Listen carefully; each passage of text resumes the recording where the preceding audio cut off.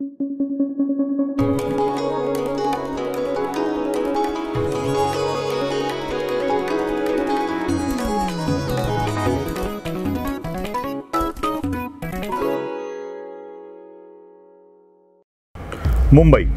मुंबई मेरी जान असं उगाच म्हणत नाहीत. मुंबई सगळ्यांची स्वप्न पूर्ण करते. ती अनेकांच्या इच्छा पूर्ण करते, अनेकांना भाकरी देते, अनेकांना रोजगार देते, कित्येकांना लक्ष्मीपुत्र करून टाकते. मुंबईची महालक्ष्मी ही मुंबईची खास ओळख. लक्ष्मीपती होण्यासाठी अनेक जण मुंबईत येतात आणि महालक्ष्मीच्या दर्शनासाठी सुद्धा मुंबईत येतात. याच महालक्ष्मी मंदिरामुळं मुंबईला वेगळी ओळख मिळाली आहे. याच महालक्ष्मीच्या वास्तव्यामुळं रेसकोर्सच्या परिसराला देखील महालक्ष्मी रेसकोर्स असं देखील म्हटलं जातं. याच नावाने मुंबईत एक उपनगरीय स्टेशन देखील निर्माण झालेलं आहे. अशी मुंबईची महालक्ष्मीची ओळख. मुंबईला पर्यटनाला गेला आणि महालक्ष्मी मंदिरात गेला नाही असा माणूस विरळाच सापडेल. याच मुंबईची अजून एक वाईट ओळख आहे आणि ती ओळख म्हणजे तिथली नशा. रात्रीच्या वेळी मुंबई धुंदीत असते. कधी ती डान्स बारवर मदिरेच्या आणि मदिराक्षीच्या तालावर थिरकत असते, तर कधी एखाद्या पाईप खाली ती गांजाच्या गुंगीत असते. अशा नशेड्यांची मुंबई ही देखील मुंबईची एक वाईट ओळख. आणि या दोन्हीचा संबंध असलेल्या व्यक्तीविषयी आज आपण माहिती करून घेणार आहोत. म्हणूनच या विशेष भागाला आपण नाव दिलंय कोळीवाड्याची महालक्ष्मी. मुंबईतल्या अंमली पदार्थांचा वावर खूपच मोठा आहे. आजकाल बॉलिवूड देखील ड्रग्ज प्रकरणामुळे गाजत आहे. त्याची चर्चा देखील होती आहे.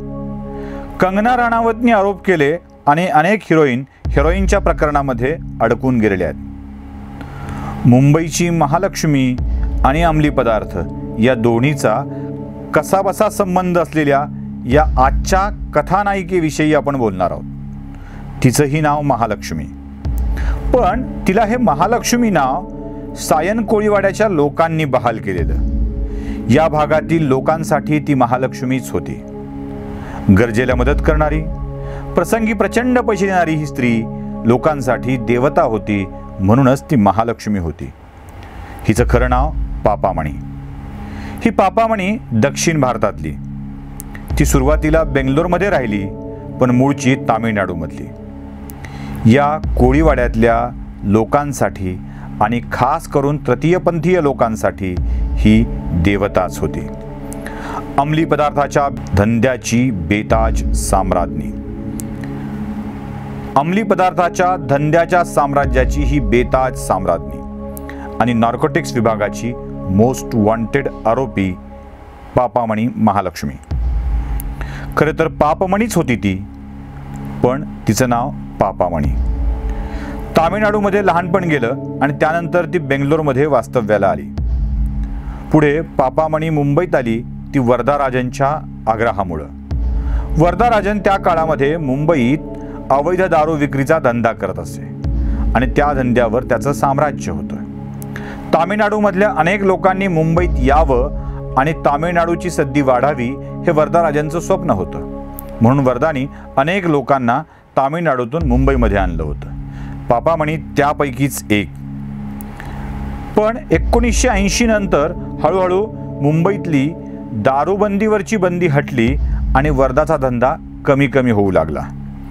वरदाची धंदा जसा जसा कमी होऊ लागला तशी तशी पापामणीची अवस्था वाईट व्हायला सुरुवात झाली. पुढे वरदा या धंद्यातून संपला आणि पापामणी बेकार झाली. कधी कधी गरजेपोटी एखादं काम करावं लागलं की त्यातूनच आपल्या उत्कर्षाचा मार्ग सापडतो. रस्त्यावर भंगार गोळा करणे, मोलकरणीची कामं करणे ही कामं पापामणी करत असताना तिची एका व्यक्तीसोबत भेट झाली. हा व्यक्ती म्हणजे एका ठिकाणी तेल गिरणीत काम करायचा आणि त्यासोबत रात्रीच्या वेळेला तो ड्रग्सच्या पुड्या करून विकायचा. हा व्यक्ती म्हणजे मणी. पापामणीची मणीसोबत ओळख झाली आणि दोन मणीच्या संयोगातून आता दोघांनी मिळून पापातून मणी कमवण्याचं काम सुरू केलेलं होतं. वरदाराजनच्या मृत्यूनंतर पापामणीची अवस्था अधिकच वाईट झाली.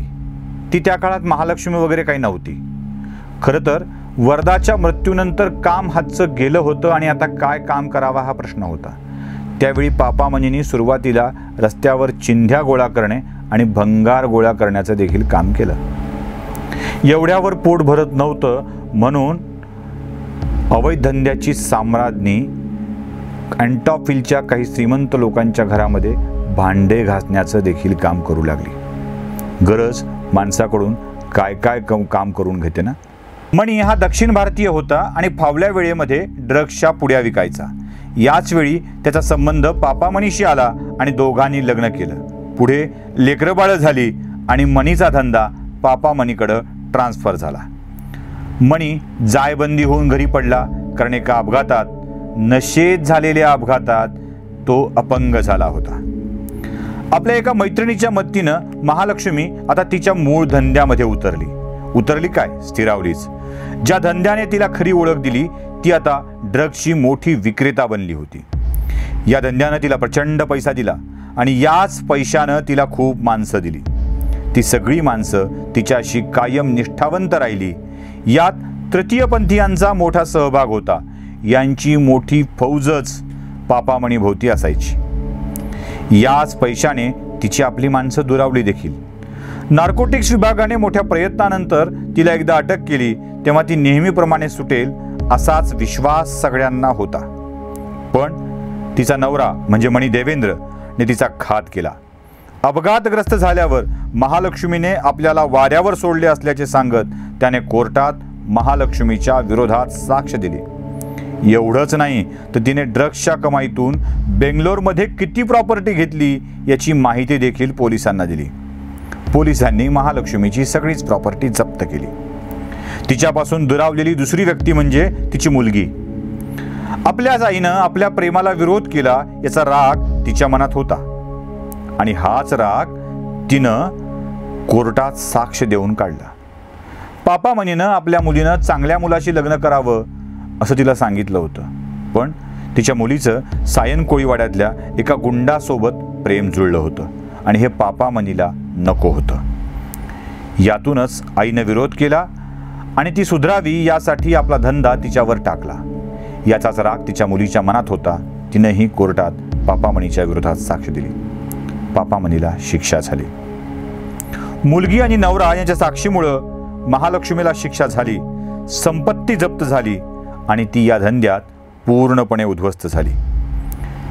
जेलमधून बाहेर पडल्यावर ती देखील ड्रग्सचा धंदा करतच होती आणि तिला वारंवार अटक होत होती.